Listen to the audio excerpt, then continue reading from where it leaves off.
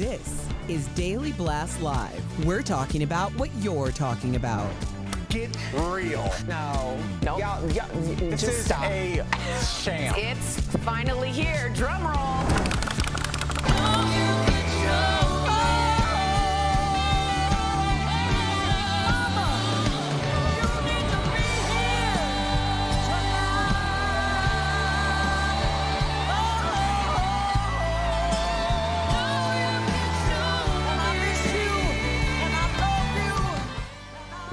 Welcome to DBL. Happy Monday. Before we get into it, welcome back, Erica. Sam Shocker in the house. What's up? All right. That's a little flat. Let's get right into it. All right. That was Wynonna Judd and Ashley McBride performing I Want to Know What Love Is at last night's CMT Awards. It was Wynonna's first TV performance since her mom sadly passed away last year. Kelsey Ballerini and Kane Brown hosted the show, and things got personal for Kelsey when she spoke about last week's school shooting in Nashville. Take a look. I wanted to personally stand up here and share this moment because on August 21st, 2008, I watched Ryan McDonald, my 15-year-old classmate at Central High School, lose his life to a gun in our cafeteria. I pray deeply that the closeness and the community that we feel through the next few hours of music can soon turn into action, like real action. Kelsey Ballerini also showed her support for the LGBTQ plus community by performing with drag queens and rock star Gwen Stefani. Sam made her CMT debut alongside Carly Pearce. Let's watch.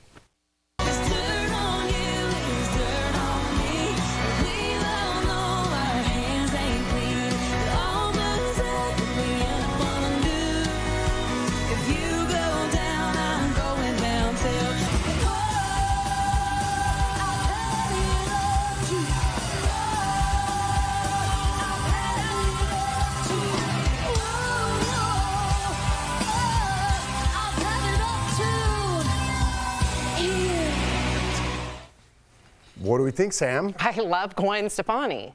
I didn't love that. No, it was a classic Gwen Stefani look. I love Gwen Stefani. That was creepy. No, I'll tell you what that was, Jeff. That was a real fan, like a diehard fan, like even a fan or stalker. A fan, like the kind of person, like hypothetically, that would make a lit sign and be pulled on stage with Gwen. My husband made me the lit sign. But a fan to that magnitude, no shade. And lit, not trying to be cool, it literally lit up. It lit up. Yeah, Like Christmas lights. Yes. It was like that woman on the roof at Independence Day. It worked. She called me on stage. You got on stage. Here's the thing, Sam, I felt like you didn't dig it. Yeah, and I feel like it hurt your body wouldn't even let you say it. Oh, you didn't think it was good? Her body was like rejecting those words coming out of her mouth. Gwen has very loud costumes when she performs, but I tend to go back to the Sam from like the 90s when Gwen was wearing more punk rock stuff. So yeah, I do miss her like plaid and stripes and more like safety pin punk rock looks, but that's okay. Yeah, she was serving a little pinup. Yes. Which I like that, Gwen. Yeah. I like the pinup look. Also, Kelsey Ballerini, that the message about just thinking about what was happening in 2008, that we're in 2023 and it's just been amplified. The fact that she witnessed a classmate lose his life. You know, there's been so many people coming out talking about all of the trauma that they've had to endure, because it's like one thing, people don't understand the effects of survivor's remorse by itself. Like, that could have been me. Why was I saved? Why was I spared? But then the idea of witnessing such traumatic situations, and these are people who have come of age, finding this to be normal, and now we're having these conversations quite casually on, award shows. Right, 15 years later and nothing's changed. Exactly. That's heartbreaking. And it's just, listen, people don't want to hear that sometimes at award shows, but it's just getting smaller and smaller and smaller. The walls are closing in on everybody, up here, over there, and it's just a matter of time before you know somebody, like she does, that it affected, and then you're permanently affected the rest of your life by it. So I appreciate you pointing that out. So let's switch gears. The big winner of the night was Jelly Roll. You guys know Jelly Roll? No. All right, the country star newbie won 3 awards, including Male Video of the Year. He got emotional when thanking country radio for accepting him. Jelly Roll is a former convict, if you didn't know, who at one point was broke broke, and he was living in a van. His wife is Bunny XO. She used to be a high-end escort in Las Vegas before they got married. So is the country world ready for all this jelly? Yes. Yeah. Thanks for getting that joke. Amazing. That was amazing. I felt like no host on TV would have led with that. That was really dope. I rewrote that joke for myself. Honestly, you know, I look at somebody like Jelly Roll, and it's so interesting the contrast between what the air quotes Hollywood executives that are in the glass conference room looking at demographics like this is the perfect kid, they're clean cut, they're from this part of town, they can sing well enough, we'll build around them. And they never realize how many people, even people that don't look like him, like myself, relate to somebody like Jelly Roll that's been down, that's not had the perfect life, but has continually fought for the comeback he was deserving. I don't know his whole story, but he looks like he's doing all right. And it's very relatable. And when people cheer for you, he just has a look, he looks like an outcast, but he has a lot of the traits that a lot of people share. How do you not say Jelly Roll and not have a smile on your face? You can't. Right? It's like saying Santa. Santa's cool. Yeah.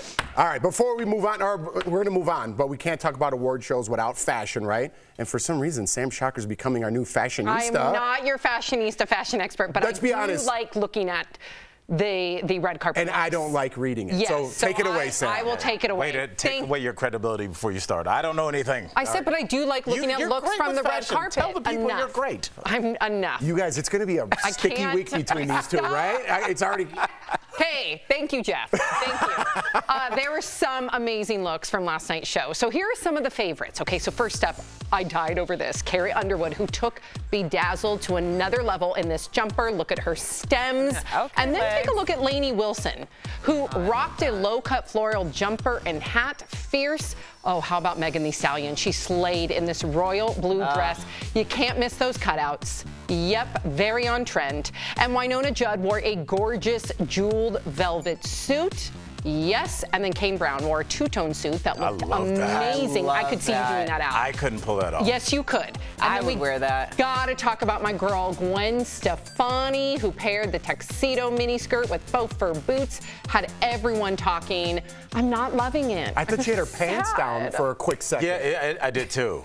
It was a strange look. I'm not loving it. I know. Wow, that's 0 for 2 for Gwen today. I mean, this is the risk. Everybody they look at entertainers like Janet Jackson and Madonna, and they go, wow, they've reinvented themselves 4 or 5 times throughout a 4 or 5 decade career. But sometimes one of those reinventions, you might not be feeling. It seems like you're not feeling this avant-garde Gwen. I feel like She's some of avant-garde. the I don't like that. looks, it really depends on what award show. Like, people like to take bigger risks at certain award shows. Like the Met. She's not really known for being a part of the CMT community, like on her own. So that was an opportunity for her to do something a little different. And I think you see that. Sometimes people feel like it's a miss, but I think sometimes people are just like, hey, this is different for me than the Grammys. Who was your favorite look? Well, Carrie Underwood. First of all, those legs. yeah, like, I don't know, what's her regimen? oh my Right? gosh. Look at yes. Those. Yeah, that was hot. That was Oh hot. my That's like what you would gosh. show Great. in medical school to show the muscles in the quads. Like that. I mean, Is she shout flexing, out- you think, there on purpose? course She gotta she be. is. I mean, she's wearing like 5-inch heels, so it naturally gives her like some shape on the. But that is But she's like- cut. Yeah. Yes. Yeah, she looks like an Olympian. I mean, that's She that's yes. That was. I think we were all like taken back. But she Shout out always, to her. that's her thing, though. Yeah, That's her hard look, work, right? She yeah. always has those legs out, and it's kind of getting weird. All right. Let's get out of here. Legs out. Coming up on DBL, we've got celebrity April Fool's pranks, including Usher tricking the crowd into thinking a special guest was coming out. Was this funny or cruel? Actually, super funny. And Pete Davidson is defending his dating history. That's next. DBL, this show is amazing. There's a lot going on down here. I would have been part of the Mile High Club. Yeah. So on point. But I'm gonna have a conversation about what's happening now.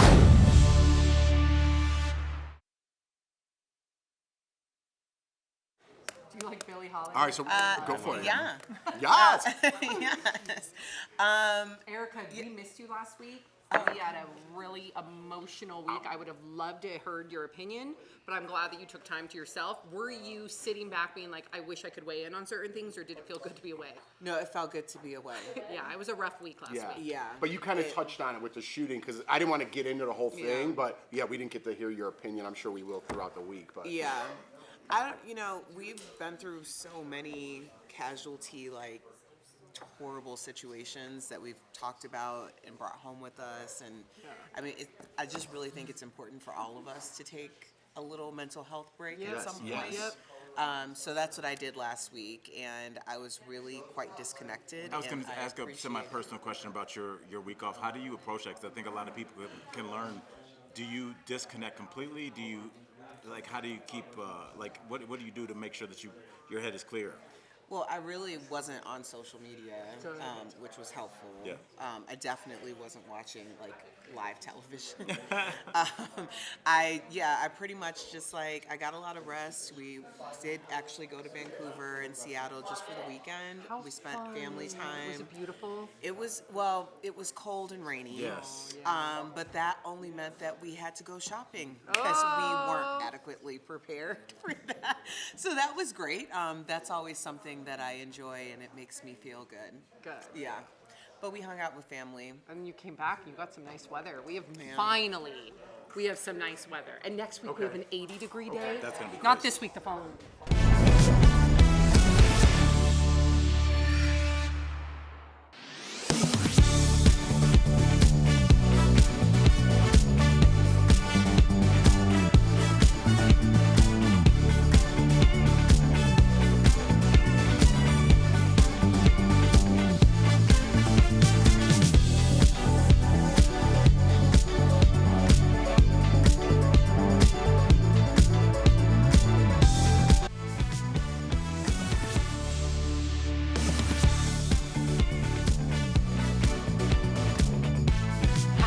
Because sometimes I grab the cup and I don't know what Rob's doing, and I mess up the shot. And then just like I messed that one up. And you looked right into I the put one camera. right down the barrel there. All right, let's go. Welcome back to DBL. Pete Davidson's love life is always trending, and now he's addressing it. Pete has dated 12 women in the past 10 years, but he says that isn't crazy, and it's really not. Let's recap a couple of the ladies. Okay, Emily Ratajkowski, most recently. Before that, Kim Kardashian. Then there was Ariana Grande, Kate Beckinsale, Kaya Gerber. That's quite the list. Pete says he meets all of his relationships through his work and, quote, isn't trying to flex his romance. He also said he felt like a loser when SNL made fun of his relationships when he was still on the show. Does that make you a loser with that kind of list, or does that make you kind of cool? Listen, as someone who played Pete, right? Oh, for Halloween. Yes. No, I do think, I don't think you go and sit front row center at the Knicks game and make out with Kate Beckinsale or Kaya Gerber and every other person he's taken to that game when he's dating if you don't want attention. So there's that. And then number two, I read I read a transcript of this interview, and he said that he's upset that nobody's taking him seriously as an actor. They just see him as this guy that goes out with really beautiful women. I think that's what put him on the map. Am I wrong for that? I didn't really know of Pete Davidson and his comedy career other than little snippets of SNL, and then I knew more of him when he started dating these beautiful women. Yeah. Yeah. Well, I mean, as a comedian, I'm sure you might feel differently about this. I don't have this problem. Yeah. No, and that's but not, I'm that's just not a shade to my wondering. girl. Just I see what you're. Yeah, I mean, it's a great question. Honestly, as you know, Jeff was queuing the story up. I was like, the public knows you for what you are known for. Mm-hmm. If he had 4 or 5 classic comedy specials that me and Jeff are throwing the jokes around in the back, and you're like, oh my, me and Anthony laid in the bed, watched the whole thing, we were dying laughing. That's what you would know him for. Yeah. You'd be like, oh, Andy dates these really beautiful women. But if that's the only thing that people know you for, that's your body of work, and just on its own, it's a great body of work. But if he's like, that's not what I want to be known for, what else are people supposed to latch on to? When people, out of curiosity, Jeff, when they talk about where they know you from, Where do they know you from? Big Brother originally, right? But that has changed over the past couple of years because we've been on the show for so long. So people now, when I first moved here, it was all Big Brother, right? And I'm like, well, watch DBL. And now it's a lot of DBL. I'm like, weren't you on that show? Weren't you on a reality show now? So it's like kind of switched. Interesting. But it took how long? 6 years, yeah. Exactly. Yeah. So the idea that Pete is saying, I don't want to be known for this, but this is all that we've been talking about pertaining to him, it's going to take a while, and it's going to take a body of work to cover up the reason why we knew him or put him in the map to begin with. Yeah. Right. All right, well, speaking of knowing people, we know him as Snoop Dogg, but you could now call him Snoop WWE. Oh, wow.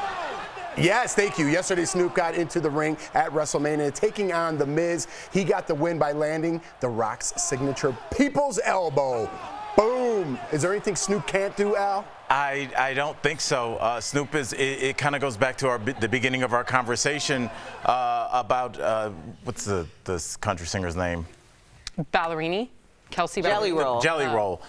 How are you going to forget Jelly Roll? I know. I don't know. I kept thinking Post Malone, but I was like, that's not his name. He kind of favors him. But both of those guys embody authenticity. Snoop Dogg, whenever you have ever seen him, he has always been the same guy. When he was on trial, he was Snoop. When he was making hits with Dre, he was Snoop. When he was with Martha Stewart, he was Snoop. When he was hosting the game show on the Joker's Wild or whatever, he's always Snoop, and he's authentic, and that sells, and people buy into that. And that's why he has, I feel like, the craziest demographic, because there's your mom loves him, old white women love him, young middle-aged black men love him. He just has this demo because he is always Snoop, and I think we all want that. Legit, if he ran for president, what percentage do you think he would get? Ooh, 19? Do you think it'd be over 10%? You think he would get 19%? Trump was in Home Alone 2 and he cleaned up. Home Alone 2. Yeah. You just got to be known. Jesse the Body Ventura, Arnold Schwarzenegger, being famous. That's you need when you run for school president. The most popular kids wins. Who's more popular than Snoop? I'm just saying, Snoop. Yeah, that was a big compliment for Jelly Roll. If him and Dre on the same ticket. Come on. You play that intro song? Got a point. Coming up on DBL, Usher's April Fool's Day prank. Was it totally savage to troll the crowd into thinking a special guest was coming out? Yes.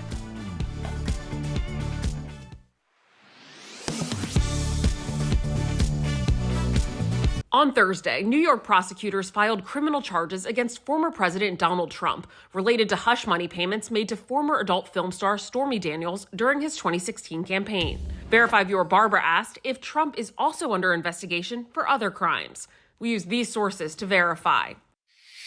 The short answer is yes. Trump is currently under investigation for alleged crimes at both the state and federal level. These are some of the most prominent cases. First, Trump is being investigated for his alleged efforts to overturn the 2020 election results in Georgia. The investigation focuses in part on a phone call Trump made to Georgia's Secretary of State, Brad Raffensperger. Trump asked Raffensperger to find enough votes to overturn Trump's election loss in the state. In this case, Trump could face charges including election interference, racketeering, and undermining democracy. In D.C., the Department of Justice is investigating Trump's involvement in the January 6th insurrection at the U.S. Capitol, as well as claims that Trump kept classified documents, some top secret, after leaving the White House in 2021. In these federal cases, some of the charges that could be leveled against Trump include corruption of an official proceeding, conspiracy to defraud the United States, conspiracy to make a false statement, and inciting or aiding an insurrection. So again, yes. In addition to the charges in New York, former President Donald Trump is also under investigation for other federal and state crimes and is the subject of several civil cases.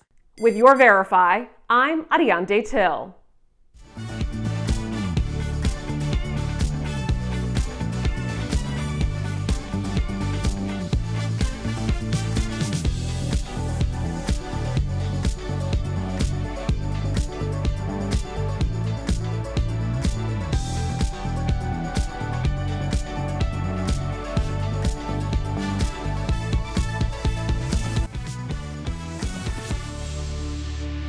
Welcome back. Did you fall for any celebrity April Fool's jokes on Saturday? There were some good pranks, but let's take a look at the best ones. This is good. First, while on stage at a festival, Usher told the audience he had a surprise for them. Let's watch. Put your hands together for the one, the only, Beyonce.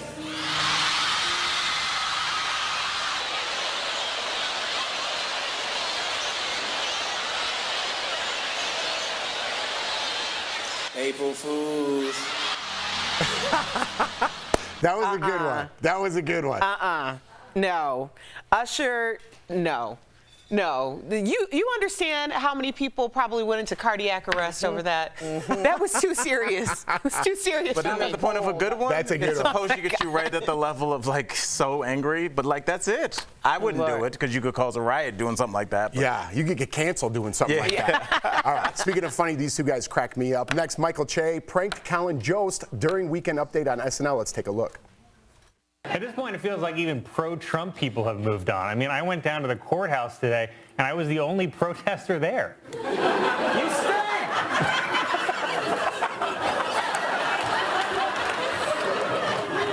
I told them not to laugh at your favorite food. Am I not mic'd? And then I was just like, oh, I just suck. Those guys are hilarious. Have you ever watched their clips when they have to like write the ending for each other, like Michael Che writes his endings and you have to read it? It's hilarious. Yeah, they're my favorite part of SNL for sure. Yeah. Yeah. That's it. All right. That's it. Yeah. All right, cool. All right, so this last one, Oscar-winning screenwriter Sarah Polley, so get this, shared this picture on Twitter of a letter supposedly from the former president of the Academy stating the Oscar she recently won for her film Women Talking was given to her by mistake and she needed to return it. The letter states that they did not want another year in the moonlight, so they did not revoke the award during the ceremony. This is referring to, if you guys remember, when presenters announced the wrong winner back in 2017. Turns out it was her 11-year-old daughter who actually wrote the letter. There's some big words in there. I'm wondering if that AI thing, the chat, had anything to help her out a little bit. I wish, but I don't think it is. It's just that 11-year-olds are like that advanced. Like when you meet people's kids now, I remember like as an 11, I was just scared to talk in front of my parents' friends, and now kids are so adult. I could see it. Yeah, but that YouTube, letter looked like it was written by an 11-year-old. Not if you read it, the words don't. The signature but the tone. actual, like, the aesthetic representation of said letter. Look at the signature. That kind of throws it off a little bit. Wouldn't you expect? I'm But she's just like, saying, in the letter, it's I like- think it's very clever, but when you see the letter, you're like, oh yeah. Do you think she bought it, or did she immediately think, oh my I think it's because it's like in my deepest regrets, I want to inform you. You know, that's not an 11-year-old writing. In my opinion, maybe I wonder it is. how long the 11-year-old allowed her to believe it. I That's mean, a good one. That's a great I taught Sophie what April Fool's Day was this weekend, and once she learned, she was so into it. Like, we were having brunch, and the waiter came up, oh, you have a spider on your shoulder, and the waiter went like this, April Fool's. Like, good. She did it constantly. To the point where were you regretting telling her? A little bit. Yeah. Did you guys get pranked at all over the week? I didn't. I totally forgot. I didn't, but Anthony and I, my husband and I, have stopped doing that because I called him and told him that his new bike had just been stolen. Oh, like, yeah. 5 years ago, and then the next year I went out running out the door to get in my car, which was missing from the garage, and I was so confused. I turned around, I ran back in, and he's standing there like cracking up, and I was like, I am late for work. Like, I was so late, and I'm like, what are you doing? It's cute. Very cute. That's a good one. All right, we'll be right back.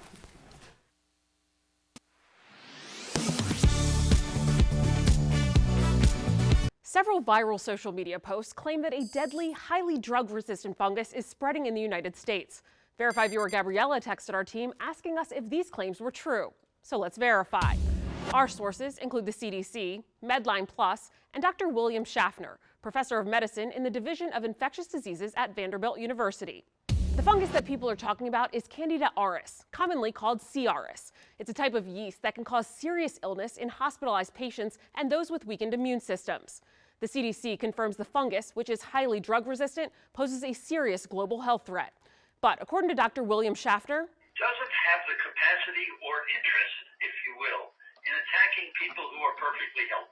C. auris was first reported in the U.S. in 2016, but during the COVID-19 pandemic, there was a rapid increase in cases reported in many U.S. healthcare facilities. This is a bug that likes to be active in institutions of healthcare, whether they're nursing homes or hospitals, and it tends to prey on people who are already very ill. The CDC says that increase in cases could be the result of, quote, a strain on the healthcare and public health systems during the COVID-19 pandemic. As of March 30th, CDC data show C. auris has been detected in 35 states. The CDC says that most CRS infections are treatable with antifungal medications. So we can verify, yes, a drug-resistant fungal infection is spreading rapidly in U.S. healthcare facilities. The elderly and people with compromised immune systems are most at risk. With your Verify, I'm Ariande Till.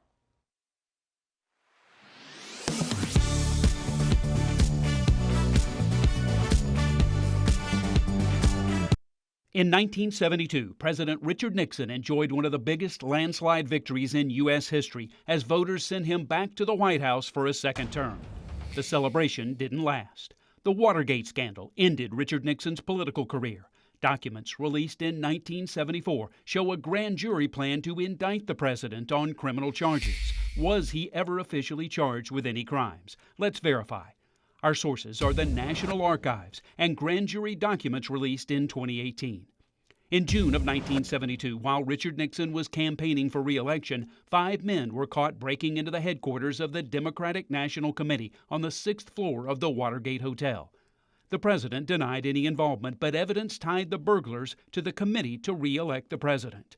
Audio tapes linked President Nixon to a cover-up. Documents released by the National Archives include a draft presentment from a federal grand jury. Dated February 1, 1974, the draft presentment states that Richard Nixon, quote, unlawfully, willfully, and knowingly conspired to commit offenses against the United States. The 6-page document shows the grand jury planned to charge Nixon with bribery, conspiracy, obstruction of justice, and obstruction of a criminal investigation. As Congress prepared to impeach him, President Nixon resigned on August 8, 1974. A month later, President Gerald Ford pardoned Nixon, protecting him from criminal prosecution. So we can verify that while a draft report shows a federal grand jury was willing to indict Richard Nixon, the president was never officially charged with any crimes.